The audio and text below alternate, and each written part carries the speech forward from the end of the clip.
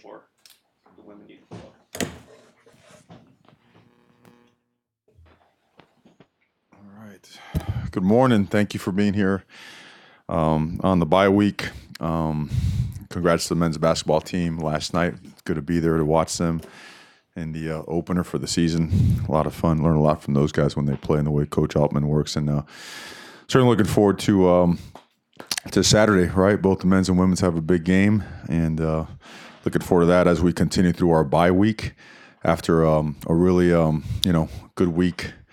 A good performance over at the USC this past weekend, where a lot of things got better, a lot of things to improve upon as well, and using this bye week to heal up, using it wisely to also improve ourselves in certain things, schematically, technically, and fundamentally, and making sure that we have a great week from an academic standpoint, community service standpoint, to just continue progressing ourselves as people and as a program. That being said, open to questions. Status of Verdell and Cyrus, and I think Warmack, those guys all had injuries that week. Yeah, we thought Dallas was going to be okay. He had a hip flexor on the last play of the game against Washington State on that field goal.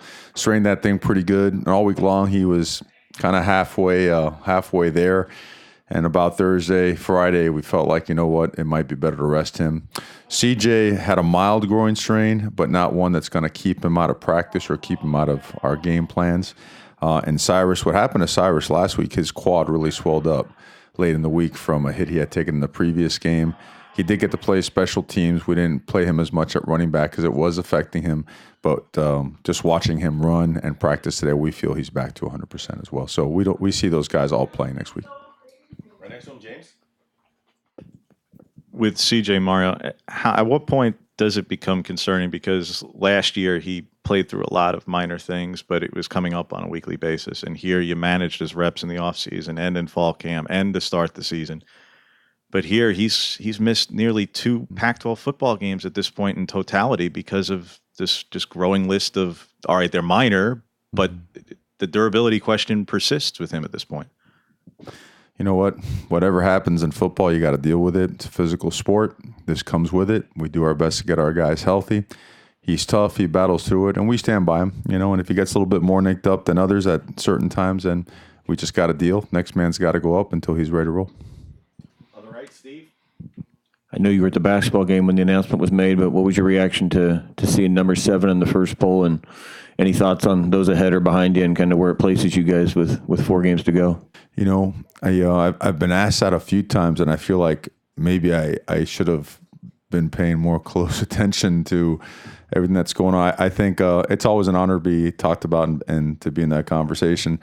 But quite frankly, the whole focus will continue to be us taking care of our own business. That's all it's going to matter. At this time of year, it's a starting point for a lot of teams, but it absolutely plays zero role and has just no effect on the way that we prepare and our mindset as it relates to every single game this season. So our entire focus is on us. I know it's a boring answer, but it's what we do, and we all feel, our entire organization feels, if we ever get off of that mindset, that track, that path, that we're just not real good. So we're going to stay the course and do our very best week in and week out, and everything will take care of itself. That's our belief.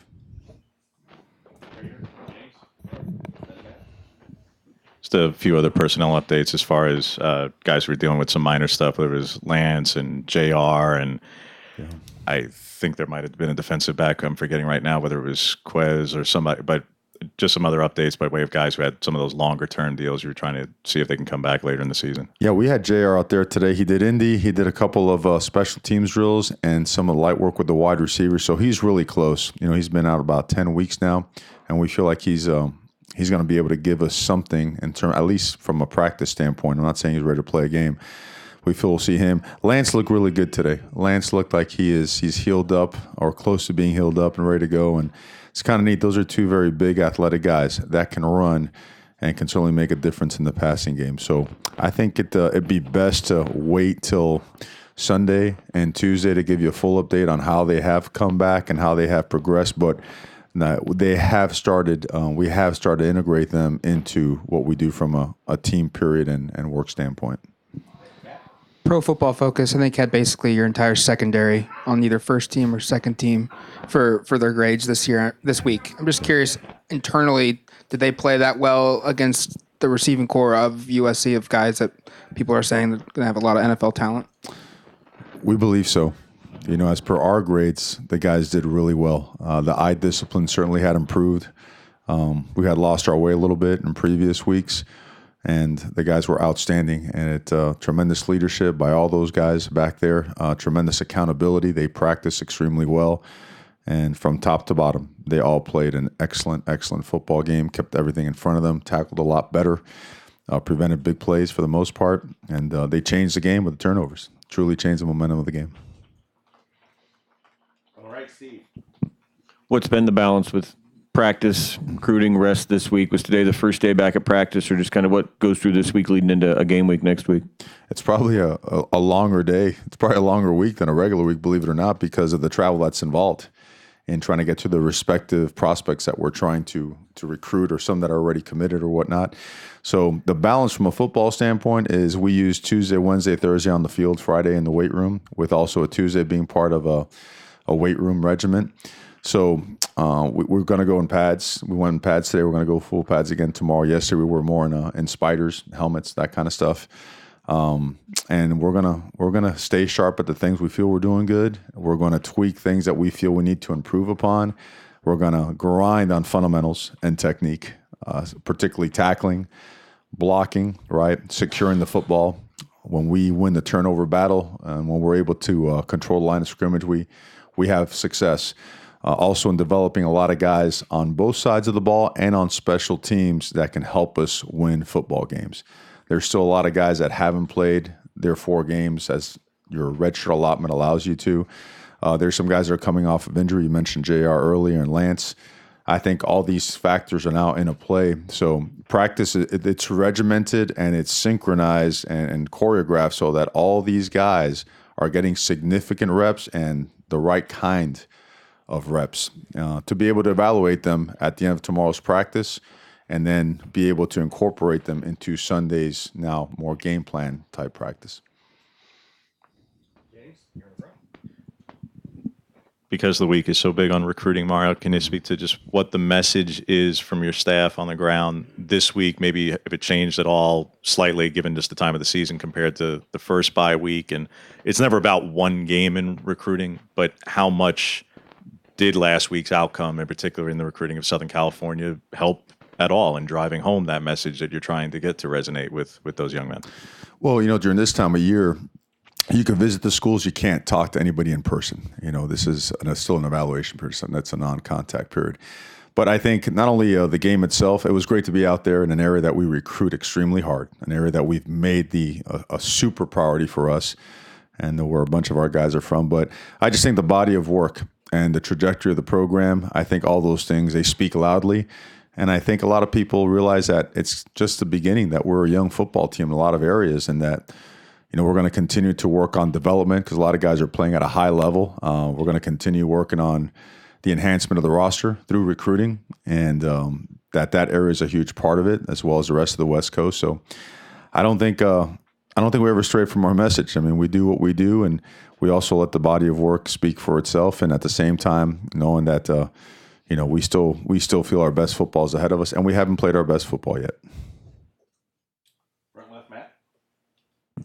No, a lot of your receivers have had good seasons this year, but does Juwan Johnson maybe just present a matchup that no one else on this roster does, just with his size and how he moves at that size for him? I think everybody on the roster brings something different to the table. He had a big game, and you've seen some of the things. And the previous game to this one, big play, 2 big plays in a row, right? Getting the ball down there and doing something with it on that screen play. He brings a lot to the table, unquestionably. And hopefully you saw it on special teams as well, him running down on kickoff. That's a large man running down there and making things happen. So I think he does. I think the rest of the wide receivers do too. I think we've seen we're not a one-man operation, and we spread the ball around pretty extensively. And it makes for a good dynamic, right? Because there only is one ball, but because there is, you'd like for different guys to touch it. And we're doing that. Coach Arroyo and staff, they're doing a great job getting that ball and being productive with it, which makes us harder to defend. If we're a one horse type of operation, that's eventually people zero in on you, and then you've got to come up with other answers. Right now, we feel like we have a good amount of answers on offense. James? You mentioned some of the red shirts and potential red shirts that there could be. Have you made a decision on Steven, which then brings up my other question about guys who are injured with Randazzo and Dawson, and just how that might shake out with the backups on the O-line? And then there were also some D linemen who could potentially redshirt, and Christian and Keon. Have there just been decisions on some of these guys? Not completely. I mean, there's a lot of football to play. So however the season goes and how injuries occur or hopefully do not occur, that'll determine or have a big factor on the decisions that'll be made as it relates to that. In terms of both Randazzo and Dawson, both those guys, they had pretty significant injuries. So they've been, I know Randazzo's been out for a good while. I think he'll be back in about 3 weeks and help us more towards, the postseason stuff. With Dawson, Dawson will join us in the springtime. Matt? With a couple guys were ejected in that game with Austin and Pickett. I'm just curious, how do you handle Austin's, and then what do you make of just Breeze having to step up for him for at least the first half and starting that game? Brady played a great game. And, you want to talk about making big-time plays. He did, and he changed the momentum of the game. And I don't know if everyone realized how important and the amount of the hustle just behind that fumble recovery. And if he doesn't get, I think, Mace kind of ends up tackling him. If he didn't, he might go a little bit with that, but he outworked the offensive player for that football, so it speaks volumes of him. So he's certainly earned the right to be on the field more. So and we got to make sure that we make that happen. Oh, we handle it in-house. I mean, it's something like, look, that ain't part of football. And it's been addressed bluntly, directly, and with an edge to it, because that ain't us. It's not going to be us. It won't be tolerated here. And the message is loud and clear. That doesn't help anybody win, and it certainly doesn't make it tough. He knows how upset I am about it. That's been clearly, let's just say it's been clearly addressed. All right. Got me all fired up right at the end of this thing, man, Appreciate you guys being here. Have a good day, guys. Am I? I don't know what that is anymore, I don't know what that is, but it's been a good week.